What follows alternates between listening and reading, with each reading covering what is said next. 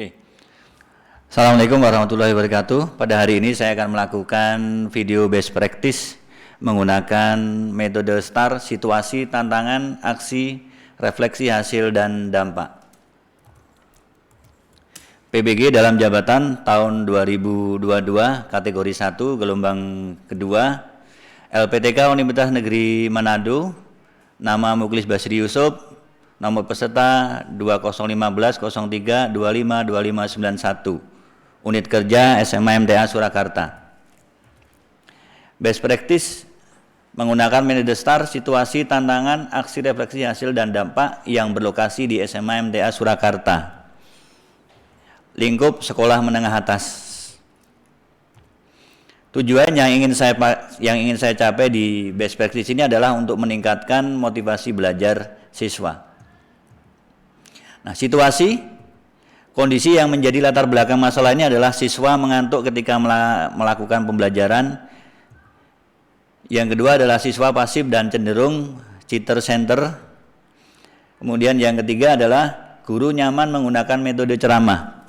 Yang keempat, guru belum terbiasa menggunakan metode pembelajaran.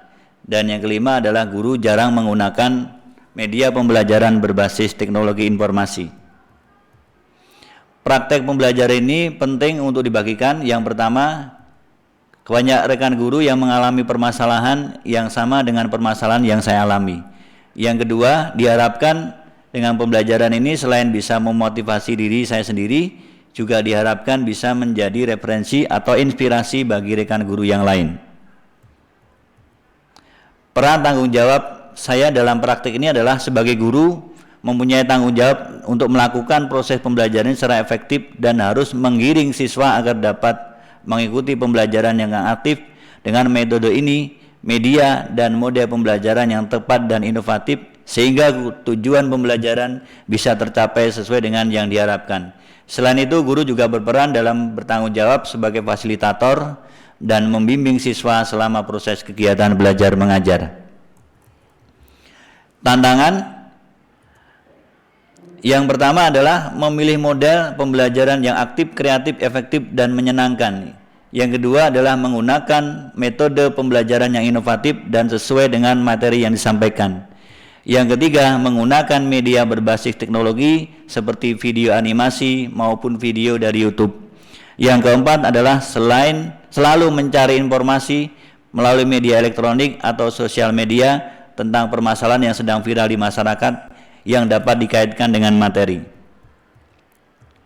Yang terlibat dalam pelaksanaan pembelajaran ini adalah guru dari kompetensi pedagogik dan profesional, sedangkan dari siswa adalah keaktifan siswa.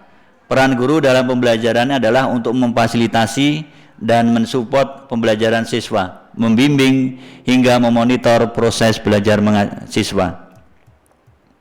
Aksi, langkah-langkah yang akan dilakukan untuk menghadapi tantangan ini adalah yang pertama, memilih model pembelajaran yang aktif, kreatif, efektif, dan menyenangkan. Yang kedua, pemilihan media pembelajaran. Yang ketiga adalah meningkatkan penguasaan materi agar dapat merancang pembelajaran yang sesuai dengan karakteristik materi dan siswa. Yang keempat adalah seorang guru juga dituntut untuk menilai secara keseluruhan dari ranah kognitif, afektif, dan psikomotorik. Tentunya dalam instrumen yang lengkap mulai dari kisi-kisi indikator. Yang kelima adalah guru mendesain ruangan dengan baik mulai dari kebersihan, kerapian, dan keindahan sehingga siswa memiliki motivasi belajar yang baik serta pembelajaran yang nyaman. Strategi yang digunakan yang pertama adalah guru memilih model pembelajaran yang sesuai dengan karakteristik peserta didik dan karakteristik materi. Yang kedua adalah memilih media pembelajaran yang dirasa tepat dan sesuai dengan karakteristik siswa. Selain itu, juga guru bisa memilih media pembelajaran yang dikuasainya, baik dalam pembuatan dan pengoperasiannya, dengan menggunakan PPT yang di dalamnya terdapat video animasi ataupun video dari YouTube. Yang ketiga, guru meningkatkan kompetensi profesionalnya agar dapat memahami materi lebih baik lagi, sehingga membantu guru dalam merancang pembelajaran yang disesuaikan dengan karakteristik materi tersebut. Bagaimana prosesnya? Yang pertama adalah pemilihan model pembelajaran dilihat dari kemampuan dasar yang dimiliki oleh peserta didik. Kemudian disesuaikan dengan karakteristik materi yang akan diajarkan. Yang kedua, dimulai dari mempelajari materi yang akan disampaikan dan mencari video animasi yang sesuai dengan materi. Dan tentunya di dalamnya juga harus mengandung pesan moral. Yang ketiga adalah mencari sumber belajar yang dapat terpercaya seperti dari Kemendikbud, belajar dari teman sejawat yang lebih senior untuk berbagi ilmunya, dan dari sosial media.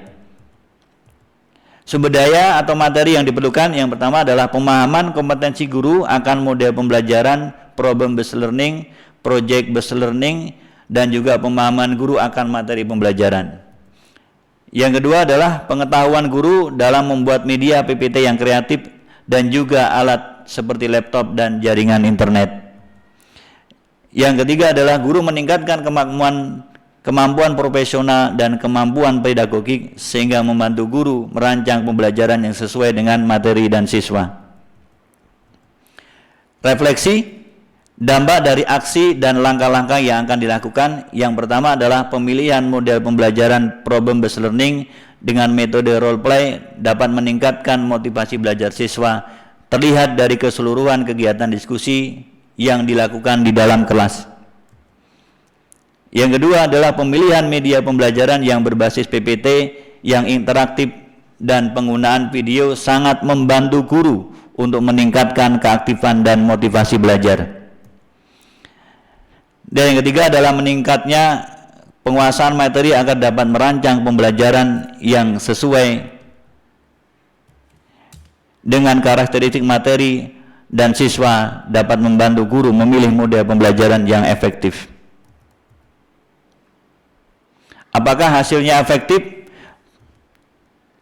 Menunjukkan bahwa hasilnya sangat efektif, siswa lebih aktif, kreatif, inovatif, dan meningkatnya rasa percaya diri. Siswa yang lain pun dengan antusias menyimak adegan peran yang dilakukan di depan kelas. Yang kedua, dapat dibuktikan dengan tidak ada siswa yang mengantuk. Siswa dapat menyimpulkan dan menyebutkan pesan moral dari video animasi tersebut.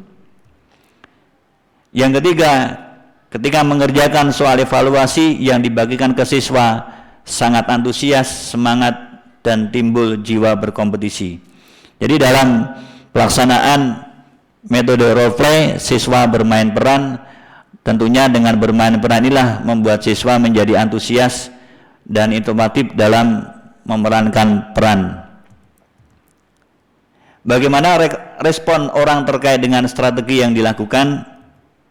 Yang pertama adalah sangat senang dilihat dari saat kegiatan, dari keseluruhan kegiatan siswa tetap semangat mengikuti pembelajaran, dan siswa mampu menyelesaikan laporan tugasnya sesuai dengan waktu yang telah ditetapkan sebelumnya.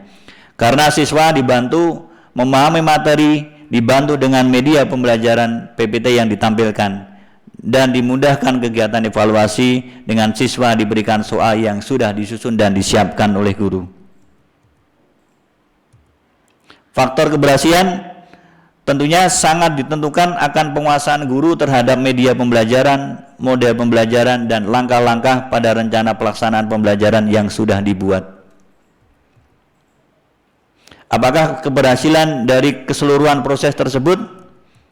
Seyogianya guru lebih kreatif dan inovatif dalam memilih model media pembelajaran dan meningkatkan penguasaan materi sehingga dapat membuat proses belajar mengajar sesuai dengan yang diharapkan. Demikian video best practice yang saya tampilkan hari ini, mudah-mudahan bisa menambah wawasan kita tentang bagaimana best practice yang akan dilakukan. Terima kasih. Wassalamualaikum warahmatullahi wabarakatuh.